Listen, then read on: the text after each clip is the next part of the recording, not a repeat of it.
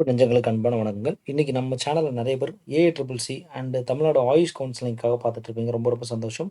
And நம்ம சேனல்ல subscribe பண்ணாதவங்க கண்டிப்பா சப்ஸ்கிரைப் பண்ணிங்க. நம்ம சேனலோட வாட்ஸ்அப் சேனல் லிங்க் அப்படின்றது இந்த வீடியோவோட டிஸ்கிரிப்ஷன்ஸ்ல குடுத்துருக்கேன். கண்டிப்பா ஃபாலோ பண்ணிக்கங்க. அண்ட் இன்னைக்கு நெறைய பேர் கேட்குறீங்க, சார் ஏஐசில ஃபீஸ் எவ்வளோ சார் பே பண்ண வேண்டியிருக்கும் at the time of registrations? நான் காலேஜ் செலக்ட் பண்ணும்போது தான் பே பண்ணணுமா? இல்ல முன்னாடியே பே பண்ணணுமா? அப்படின்ற நெறைய விஷயம் கேட்குறீங்க. சரி. இதுல 2 விஷயம் பண்ணிக்கங்க. At the time of registration அப்படின்ற சமயத்துல நம்ம என்ன பண்ணணும் அப்படின்னா, 2 விதமான ஃபீ. ஒண்ணு நான் ரீஃபண்டபிள் ரெஜிஸ்ட்ரேஷன் ஃபீ. அப்புறம் ரீஃபண்டபிள் ரெஜிஸ்ட்ரேஷன் செக்யூரிட்டி மனின்னு சொல்றாங்கங்க. ஸோ இந்த நான் ரீஃபண்டபிள்னா நம்மகிட்ட தரவே மாட்டாங்க. ரீஃபண்டபிள் செக்யூரிட்டி ஃபீனா கண்டிப்பா நமக்கு தந்துடுவாங்க. இவ்வளோதான் விஷயம். சரி. இதுல என்ன சொல்லியிருக்கான் நான் ரீஃபண்டபிள் ஃபீல, திஸ் ஃபீ ரெஜிஸ்ட்ரேஷன் ப்ராசஸ் அந்த UG I mean AACC UG போர்ட்டலில் நீங்கள் பண்ணுறீங்க இல்லையா, அந்த வேலைகளுக்காக பயன்படுத்தப்படுகிறது. இது கம்ப்ளீட் ரெஜிஸ்ட்ரேஷன் ப்ராசஸ்க்காக மட்டும்தான். அப்புறம் நான் ரீஃபண்டபிள் அப்படின்ற டிக்ளரேஷனையும் கொடுத்துருக்கான். ப்ரௌச்சரில் இருக்குது. சரியா? அடுத்தது ரீஃபண்டபிள் செக்யூரிட்டி மணி.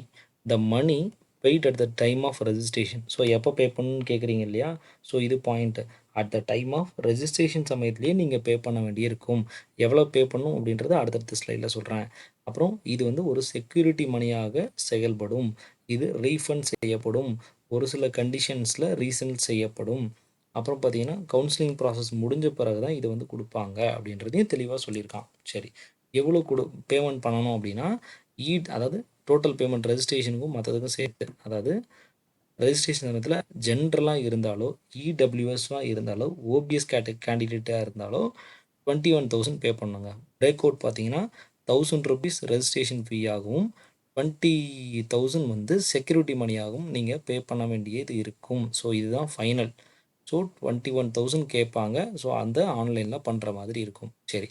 எஸ்சி, எஸ்டி, பிடபிள்யூடி கேண்டிடேட்ஸ்க்கு வந்து பார்த்தீங்கன்னா, ₹500 ரெஜிஸ்ட்ரேஷன் ஃபீயாகவும், 20,000 செக்யூரிட்டி ஃபீயாகவும் அவங்க நிர்ணயிக்கப்பட்டிருக்கிறது. ஸோ இதுதான் இன்னைக்கு நம்ம ஒரு அப்டேட்டாக பார்க்க வேண்டியிருக்கு. ஸோ இதில் நம்ம அடிஷ்னலாக ஏதாவது ஃபீ இருக்கா அப்படின்றத நம்ம வந்து பார்த்துக்கலாம். சரியா? வேறு ஏதாவது இன்ஃபர்மேஷன்ஸ் இருந்தாலும் உங்களுக்கு வந்து இதில் தெளிவாக வந்துடும். அதனால் பயம் வேண்டாம். சரியா? ஸோ அதனால் ஃபீஸ் பொறுத்தவரை உங்களுக்கு தெளிவான இன்ஃபர்மேஷன்ஸை கொடுத்துருப்பாங்க. ஸோ வேறு ஏதாவது இன்ஃபர்மேஷன்ஸ் வேணும் அப்படின்னா, இது வந்து உங்களுக்கு ஒரு இன்ஃபர்மேஷன்ஸாக ஸ்க்ரீன்ஷாட் பண்ணி வச்சுக்கோங்க. கொஞ்சம் வெயிட் பண்ணுங்கள். நான் வேறு ஏதாவது இந்த பேமெண்ட் ரிலேட்டடாக எதுவும் மிஸ் பண்ணியிருக்க மாட்டேறத ஒரு அப்டேட் பண்ணி நான் சொல்லிடுறேன். ஏன்னா மேபி அப்டேட் பண்ணும்போது உங்களுக்கு இன்னும் கொஞ்சம் தெளிவாக புரியும். நம்ம ஏதாவது தேவையில்லாமல் குழப்பங்களும் இந்த மாதிரியான விஷயங்களில் நம்ம வந்து போக வேண்டிய அவசியம் இல்லைல்ல. ஸோ அதனால் கொஞ்சம் வெயிட் பண்ணுங்கள். நான் தெளிவாக சொல்லிடுறேன். சரியா? வெயிட் பண்ணுங்கள். Right, okay. அவன் கன்வர்ஷன் கேட்டகரி எல்லாமே உங்களுக்கு கொடுத்துருக்கான். ஜென்ரல், இடபிள்யூஎஸ், பிடபிள்யூஇ என்னென்ன கேட்டகரி இருக்குன்னு தெளிவாக கொடுத்துருக்கான். அதனால் பயப்படாதீங்க. கண்டிப்பாக கேட்டகரிஸ் அப்படின்றது உண்டுங்க. சரியா? அதெல்லாம் பயப்பட வேண்டாம். அப்புறம் ஃபீஸ் அப்படின்றது கொடுத்துருக்கான். ஆனால் ரைட், எல்லாருக்குமே வந்து ஓகே. ஜஸ்ட் வெயிட் பண்ணுங்கள் ஒரு நிமிஷம். நம்ம அதையும் கிளாரிஃபை பண்ணிட்டா உங்களுக்கு இன்னும் நல்லா தெளிவாயிடும். இதை போட்டு தேவையில்லாமல் நம்ம குழம்பிட்டு இருக்க தேவையில்ல. ஸோ அதுதான். Right, okay. ஸோ அதாவது அவன் தெளிவாக கொடுத்துருக்கான். யூஆர், இடபிள்யூஎஸ், ஓபிசி, நான் கிரிமி லேயர் இவங்களுக்கு 1000 ஆகவும், அடுத்து எஸ்சி, எஸ்டி, பிடபிள்யூடிக்கு 500 கொடுக்க வேண்டியிருக்கும். இதே டீம்டு யூனிவர்சிட்டி நம்மகிட்ட ஜெயேந்திர சரஸ்வதி யூனிவர்சிட்டிக்கு ஆயுர்வேதா அப்ளை பண்ணுறீங்கன்னா தான் 5,000 பே பண்ண வேண்டியிருக்கும். மற்றபடி எதுவும் இருக்காது. இதே ரீஃபண்டபிள் செக்யூரிட்டி அமௌண்ட் அப்படின்றது நம்மதில் எல்லா காலேஜஸ்க்கும் 20,000 தான். சரியா? அதே வந்து பார்த்தீங்க அப்படின்னா, டீம்டு யூனிவர்சிட்டிக்கு இது 50,000 இது வந்து சொல்லப்படுகிறது. ஸோ இவ்வளோ தான் விஷயங்க. ஸோ இந்த பேஜை கரெக்டாக வந்து ஃபாலோ பண்ணிங்க. ப்ரௌச்சரில் 55th பேஜ் நம்பரில் இது வந்து இருக்குது. ஸோ கொஞ்சம் தாமதமானாலும் உங்களுக்கு தெளிவான ஒரு இன்ஃபர்மேஷன்ஸை ப்ராப்பராக கொடுத்துட்றோம் அப்படின்றதுல எங்களுக்கும் ஒரு சந்தோஷம். சரியா? ஸோ வேறு ஏதாவது இன்ஃபர்மேஷன்ஸ் வேணும், ஐ மீன் நிறைய பேர் கேட்குறீங்க. அடுத்தது, சார் இந்த காலேஜஸ்க்கு ஃபீஸ் எவ்வளோ வரும் சார் அப்படின்றதையும் கேட்குறீங்க. ஃபீஸ் பொறுத்தவரை இந்த கோட்டா வழியாக ஃபீஸ் எவ்வளோ வரும்ன்றதையும் தெளிவாக சொல்லிடுறேன். அதாவது நீங்கள் ஏஏசிசி மூலியமாக நீங்கள் ஒரு ஆல் இண்டியா கோட்டா சீட் வந்து நம்மளுடைய கவர்மெண்ட் சித்தா மெடிக்கல் காலேஜ் பாளையங்கோட்டையோ சென்னையோ எடுக்கிறீங்க அப்படின்னா உங்களுக்கு 20,000 பெர் ஆனம் வந்து ஃபீஸ் வருங்க. ஸோ மேக்ஸிமம் ஸ்காலர்ஷிப்லேயே அந்த அமௌண்ட்லாம் உங்களுக்கு கொடுத்துருவாங்க. அதனால் பயமே வேண்டாம். மந்த்லி வந்து உங்களுக்கு ஹாஸ்டல் ஃபீஸ் அடிஷ்னல்ஸாக வரும். மற்றபடி நீங்கள் பெரிய யூட்டிலைசேஷன்ஸ் என்ன பண்ணுறீங்களோ அந்த ஃபீஸ் மட்டும்தான். ஹாஸ்டல் ஃபீஸும் மெஸ் பில்லு இந்த மாதிரி அடிஷ்னல்ஸாக இருக்கும்.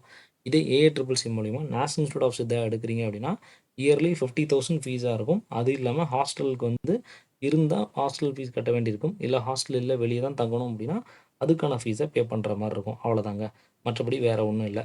ஸோ மேக்ஸிமம் சென்னை பேஸ்னால ஒரு வெளியே தங்கணும் அப்படின்னாலே அட்லீஸ்ட் ஒரு 6,000லேருந்து ஒரு 8,000 வரைக்கும் கண்டிப்பாக ஆயிடும் அப்படின்றது ஒரு முக்கியமான கருத்து. சரி, இதே வந்து இந்த பச்சை கலரில் இருக்கக்கூடிய எல்லாமே இப்போ நீங்கள் தமிழ்நாடுக்கு போட்டிருக்கீங்கல்ல இந்த இதுங்க. ஸோ இதில் ஏன்றது ஆல் இண்டியா கோட்டாக்கு 1.25 lakhs பெர் ஆனம். இது இல்லாமல் அடிஷ்னலாக மெஸ் பில், அடுத்து வந்து ஒரு வேளை வேன் பில் அந்த மாதிரி பஸ் பில் எதாவது இருந்துச்சுன்னா அந்த மாதிரி வரும். அடுத்தது புக்ஸுக்கும் அடிஷ்னலாக வரும். புக்ஸ் எல்லாம் எதுலேயுமே இதில் கவர் ஆகாது. புக்ஸ் எல்லாம் அடிஷ்னல். எம் அதாவது பார்த்தீங்கன்னா டிஎன் ஹெல்த்தில் போட்டிருக்கீங்க management quota 2.5 lakhs per annum. சரியா? மற்ற ஃபீஸ்லாம் அடிஷ்னல். அதன் பிறகு ஜீன்ற இதில் உங்களுக்கு கிடச்சிது. ஜீனில் 2 இது. ஒன்று கவர்மெண்ட் காலேஜே கிடைக்குது அப்படின்னா 20K தாங்க வரும். பெரிய அளவுலாம் வராது உங்களுக்கு. இயர்லியே அவ்வளோதான் வரும். சரி, இதே வந்து ஜிஎஸ் கவர்மெண்ட் சரண்டர்ட் சீட்ஸில் ப்ரைவேட் காலேஜஸில் செல்ஃப் ஃபைனான்சிங் காலேஜஸில் வருது அப்படின்னா 1.25 lakhs கண்டிப்பாக வருங்க. ஸோ இதுதான் இந்த பேமெண்ட் ஃபீஸ் சம்மந்தமான விஷயம். ஃபீஸ் சம்மந்தமாக எல்லாமே மேக்ஸிமம் உங்களுக்கு கவர் பண்ணிவிட்டேன்.